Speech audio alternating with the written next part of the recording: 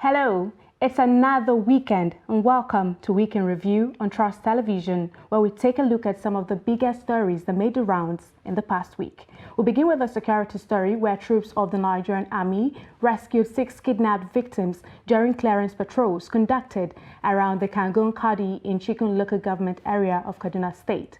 A statement released by the State Commissioner for Internal Security and Home Affairs, Samuel Arwan, said bandits fled from the Kaduna area under the superior firepower of the troops who were conducting clearance operations, forcing the bandits to leave behind 6 kidnapped victims at their camp.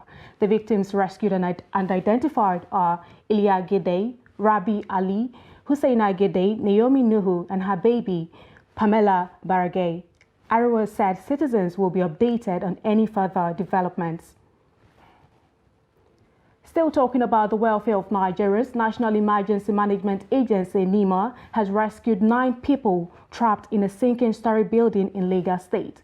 The building is located at 47 Akinwumi Street, Akinwumi North Estate, Mende, Maryland, Ikeja. The torrential rainfall, which lasted about 4 hours in the early hours of the day, flooded lots of communities in Lagos State. NEMA advanced team close observations called for more reinforcement of personnel. Speaking with the trapped victims, the lady, Ms. Blessing, disclosed that there are up to 9 people, mostly women. The landlord of the building had used ladder to escape, but NEMA questioned him for failure to contact emergency responders. Someone among the trapped victims' office contacted NEMA. The Lagos State Emergency Management Agency, LASEMA, State Fire Service, and Police Disaster Management Unit coordinated the rescue of all the 9 trapped ladies. Still in line with security stories, the Anambra State Police Public Relations Officer Ikenga Tochukwu says 2 officers were shot dead, while 2 others are currently taking treatment as a result of the attack on the senator representing Anambra South Senatorial District, Ifeanyi Uba. Briefing newsmen on the deadly attack, Tochukwu also said 3 civilians also lost their lives during the incident. The police spokesperson reassured that all security agencies are now on full alert to fish out the perpetrators of the attack in the state. Meanwhile, some residents of Awka condemned in strong terms the attack and called for improved security in the state.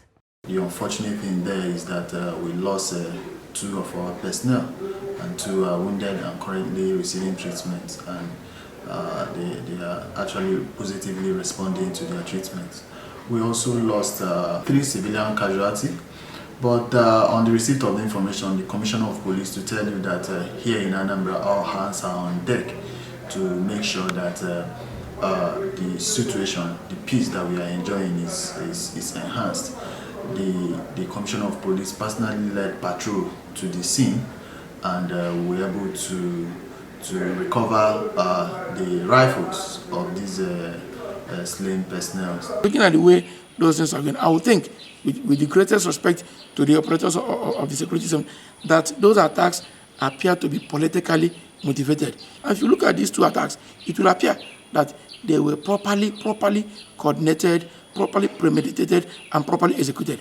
It's important that if you are supposed to secure an environment, you have to have the arms, the ammunition, the wherewithal to be able to withstand whoever is coming to attack you there. The Nigerian Security and Civil Defense Corps, NSCDC, Zamfara State Command has arrested 7 suspects for different offenses. The Public Relations Officer of the State's Command, Iko Oche, made this known while parading the suspects on behalf of the State Commandant at the command headquarters in Zamfara State. The report. The offenses, the PRO said, include defrauding, vandalism, criminal conspiracy, and theft. He said one of the suspects, a 26-year-old man, was rearrested for defrauding people of their monies through their accounts using point-of-sale business in Gusau. The suspect was said to have been operating a POS and commercial phone charging unit at the same time in Gusau metropolis. According to the Corps Public Relations Officer, the suspect defrauded one of his customers who took his telephone for charging in the suspect's shop, where he used the phone to steal the sum of 1 million naira from the customer's account on August 20th, 2022. Mohammed Lawal is an operator of a POS. At the same time, he does charging business where he charges phones. So on this fateful day, one Rabiu Sani happens to go to his shop to drop his phone for charging. And as a result of that, he took advantage of the presence of this phone and decided to transfer monies to the tune of 1 million naira, 500 each, to the accounts of one Adamu Hamidu M, who banks with First Bank, and one Nasiru Musa M, who banks with FCMB. The PRO disclosed that operatives of the Corps also arrested 2 more suspects for stealing 484 litres of diesel from a private company in Tsafe local government area of the state, where they work as security guards. Abdul Nasiru Babangida M, 27 years of age, he lives at Emir Road, Tsafe. We also have Adamu Abdullahi M, 29 years of age, of same address. It may surprise you to know that these 2 gentlemen that I've just mentioned are all security attachments to a particular firm called Iron Gas Company Telecommunication in Tsafe, of which they are meant to keep vigil and watch over the facilities of this particular firm. Other suspects were arrested in connection with vandalization of telecom mast angle iron at Tsafe Metro. Now, eradicating crimes and talking about security still, the National Security Council has declared the National Task Force on the Prohibition of Illegal Importation and Smuggling of Arms, Ammunition, Light Weapons, Chemical Weapons and Pipeline Vandalism an illegal organization. The council says the task force, also known as NATForce, is not known to law and has advised members of the body to dissolve themselves. Kehinde Amodu reports. There has been some controversy over the inclusion of NATForce in the new act establishing the National Commission for the Coordination and Control of the Proliferation of Small Arms and Light Weapons, recently by the Senate. The declaration of the National Security Council on the task force seems to put to rest the controversy, since the act will be signed into law by President Muhammadu Buhari, who heads the council. The questions about who established the task force and the activities that made it illegal remain unanswered, but the question to NATForce and similar bodies to it is clear.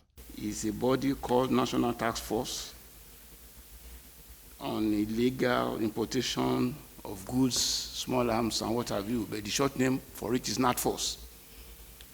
The council declares that body an illegal organization. It should just simply disband itself. When you come to form an association that is dealing with the issue of security, I think you need to have some registration, you need to be regulated, and the issue of unlawful weapons, arms, and ammunition are being properly managed by the Office of the NSC. The ministers are refusing to answer any questions about the status of Tuku Mamu, the self-styled terrorist negotiator, but they are quick to point out that he is not the only mediator in the mix. Mamu has been taken to court by the Department of State Security, DSS, and court has ruled that it should be with them for 60 days for thorough investigation. Additionally, maybe you only came to know Mamu because he made himself known. There are other negotiators who are there negotiating on behalf of these captives. The parents are also there, the security agencies are also there. We are all negotiating. Acknowledging progress made by security forces in tackling challenges of banditry, insurgency, and kidnapping for ransom, the council says the next phase is to consolidate on all these gains. The idea is to ensure that by December, most pockets of insecurity would have been contained, as ordered by the President. From State House, Abuja, Kehinde Amodu, Trust TV News. The National Security Council is keeping mum about the arrest of Tukur Mamu, who negotiated the release of some of those abducted during the Abuja-Kaduna train attack. Ministers of Interior Rauf Aregbesola and Police Affairs Megari Dingyadi, however, stressed that all efforts were being made to rescue all persons in captivity. The two ministers pointed out that the arrest of Mamu did not mean negotiations to release the victims had stopped. Efforts are ongoing to have all Nigerians in the captivity of either kidnappers or bandits. And we are not sparing anything to release them. Mamu, as we have mentioned, is being arrested by the Department of State Security for things or actions that are not friendly to objectives of one, security management and control. Additionally, maybe you only came to know Mamu because he made himself known. There are other negotiators who are there negotiating on behalf of these captives. The parents are also there, the security agencies are also there. We are all negotiating. So don't say that because Mamu has been arrested, there is no negotiator. You're watching Week in Review. More stories after the break. Stay with us.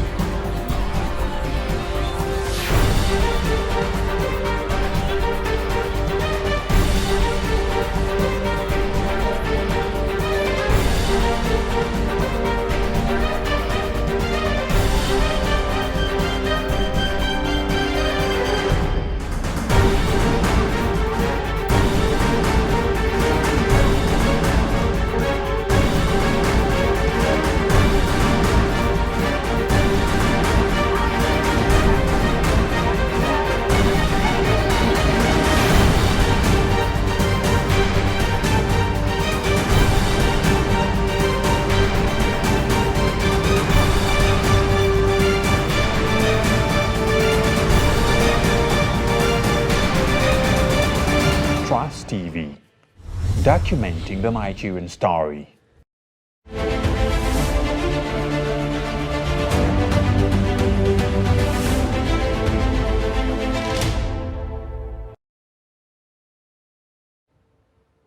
Welcome back and thanks for staying with us. If you're just joining in, this is Week in Review on Trust Television. Now, talking about the fate of the Nigerian students who have been home due to the Academic Staff Union industrial action that carried on by the Academic Staff Union of Universities. Now, the National Industrial Court has adjourned the suit filed by the federal government challenging the ongoing strike by the Academic Staff Union of Universities to 19th September for a hearing of the interlocutory application of the federal government. Noel Sampson, who was at the court for Trust TV, reports that the federal government's counsel asked the court to give the suit an accelerated hearing due to the urgency of the matter. Here's the report. Counsel to ASU, Femi Falana, has said he has been served with federal government interlocutory application. The counsel further added that ASU is currently meeting with stakeholders to ensure the lingering crisis is resolved. He therefore appealed to the federal government to cooperate with them to resolve the issue amicably for the sake of the students who are at the receiving end. The purpose of the case is to frustrate negotiations. And there's no way you are going to resolve this without going back to the drawing table. You must negotiate. And that has been our experience. With all the strikes by us and other unions, the government must be ready to negotiate. The government set up the Jibril Committee to renegotiate the 2009 agreement. The committee concluded its assignment. The government threw it up. The government set up another committee, BRICS Renegotiation Committee, brought out profound recommendations. ASU accepted the recommendation. The government said no. those are two committees set up by the government in respect of this strike. So our appeal should go to the government to learn to respect agreements so that these strikes will not be necessary in the interest of the nation and in the interest of our children. And the fact, notwithstanding the fact that we must be prepared to end this strike. However, the lead counsel of the federal government highlighted the stand of the federal government. The Honorable Minister of Labour and Employment made a referral to this court. On the 12th of September, the Honorable Court directed parties to file their relevant processes and directed that we should file our process between Monday and Tuesday. We filed all our processes on Monday, including the position of the federal government, and we also filed an interlocutory application seeking to restrain ASU from continuing with that strike, pending the hearing and determination of the substantive source. We are here to observe the sitting and to make our stand. That our stand is very simple and clear. We want to return back to class. That is our stand. And we are calling on the federal government and ASU to shift ground so that at least we go back to class. This is almost 8 months to 9. We are tired. Always we are at the receiving end. The only thing we are appealing and begging is that the FG and ASU should shift ground, all of them, so that we go back to class. The ASU strike has entered its 7th month now. It is however hoped that a resolution will be reached soonest for the benefit of the students and the nation at large. Noel Samson, Trust TV News, Abuja. The Court of Appeal, Abuja, has reserved judgment on an appeal filed by the leader of the indigenous people of Biafra, Nnamdi Kanu, seeking to quash the terrorism and treasonable felony charge the federal government preferred against him. The IPOB leader, who is currently facing trial before the Federal High Court sitting in Abuja, had approached the Court of Appeal to query the legal competence of the charge pending against him. Here's the report. Arguing the appeal claim before a 3-man panel led by Justice Hannatu Jummais Hanke, Ozokamo alleged that his client was forcefully abducted from Kenya and illegally renditioned back to the country. But instead of the lower court striking out the entire 50-count charge and allowing Nnamdi Kanu to go home a free man after the long walk, like Nelson Mandela, long walk to freedom, the lower court retained 7 of the counts. And we are here to say, intermediate court, Court of Appeal, strike out these remaining 7 counts. Because the lower court never calmly looked at the documentary evidence we placed before it. The respondent, the federal government, the DSS, they never responded to the critical issues we raised. Meanwhile, David Caswell, counsel to the federal government, declined interview with journalists, but he urged the court to dismiss the appeal for want of merit. He asserted that the IPOB leader was brought back to the country by due process. After listening to both sides, the panel said it would communicate a date for judgment. The case, however, ended with a drama from the IPOB's leaders' supporters outside the court. Martia Umar, Trust TV News, Abuja. Still in line with court matters, a chief magistrate court sitting at Arkila area in Wamako local government of Sokoto State on Monday refused to grant bail to Aliyu Umar, who hit Fatima Suleiman and resulted in her losing her leg. Umar was charged for reckless driving, driving without license and causing grievous hurt, which contravenes sections 22 and 10 of the Road Traffic Law and 224 of the Sokoto State Penal Code Law 2019. While making the oral application, the Attorney General Suleiman Usman, who was represented by Sufiano Meikulki, argued that Section 211 of the Constitution and 106 of the Administration of Criminal Justice Law of Sokoto State 2019 enables the Attorney General to take over the prosecution of any criminal cases initiated by any person or authority within the state.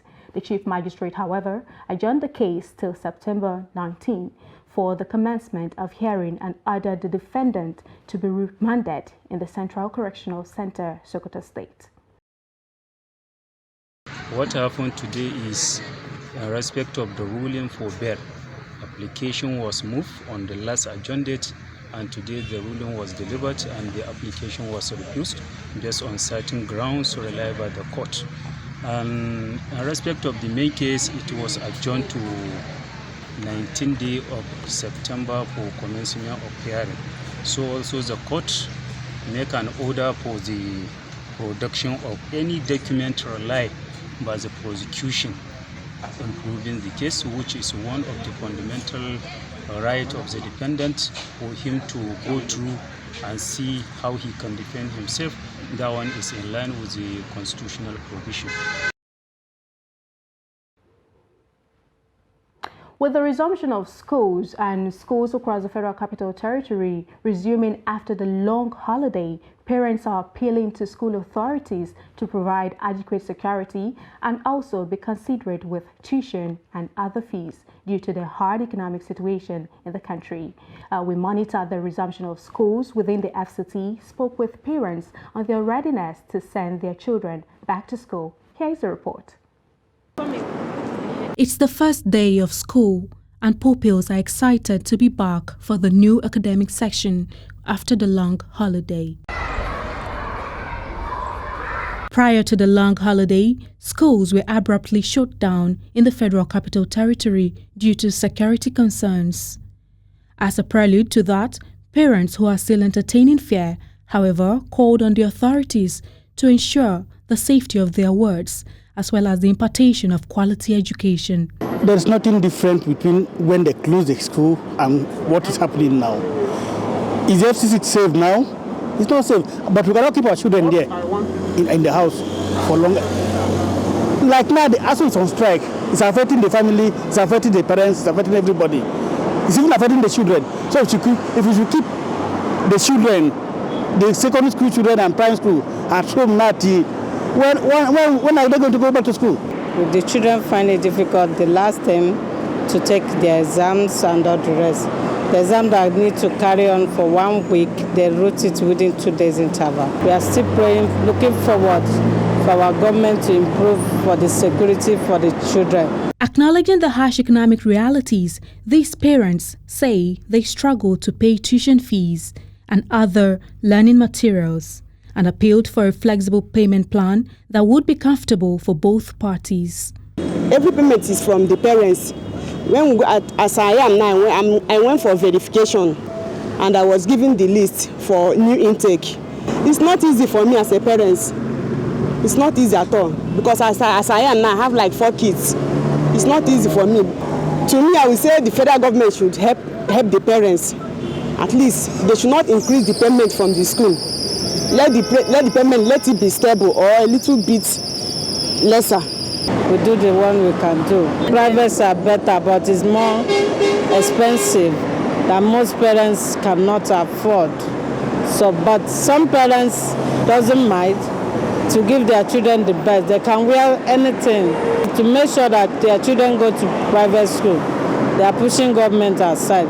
The debate about the preservation of the quality of education in public schools continues to give rise to the enrollment of more pupils in private schools, with parents bearing the brunt of that choice vis-a-vis the cost of private education. Aisha Salihu, Trust TV News, Abuja.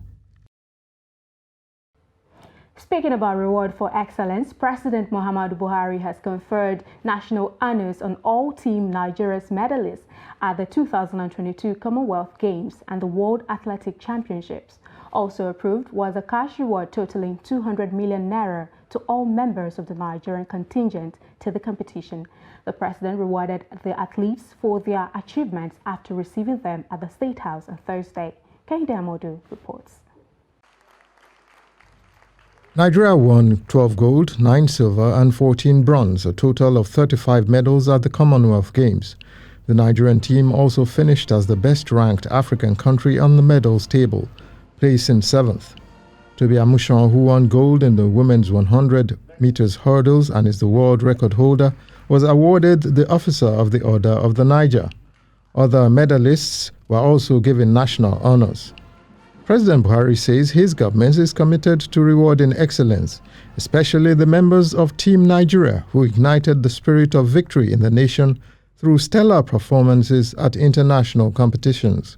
12 times the world stood still as our green, white-green national flag was hoisted and the national anthem recited. 35 times we made it to the podium. You all Team Nigeria made that possible. You brought glory and honor to our country. And today, on behalf of the nation, I say thank you. The President urged private individuals and corporate organizations to support government's investment in sports, which has been reclassified from being a recreational activity to being a business in line with modern practices worldwide. Early last year, I appealed to private individuals, corporate organizations, and subnational governments to support our athletes. I had no doubt this support will come. I thank all of the people that made the initiative a success, and I urge more organizations to support the government in investing in our sportsmen and women. The Minister of Youth and Sports Development described 2022 as an outstanding year in the history of Nigerian sports, which shall not be forgotten in a hurry.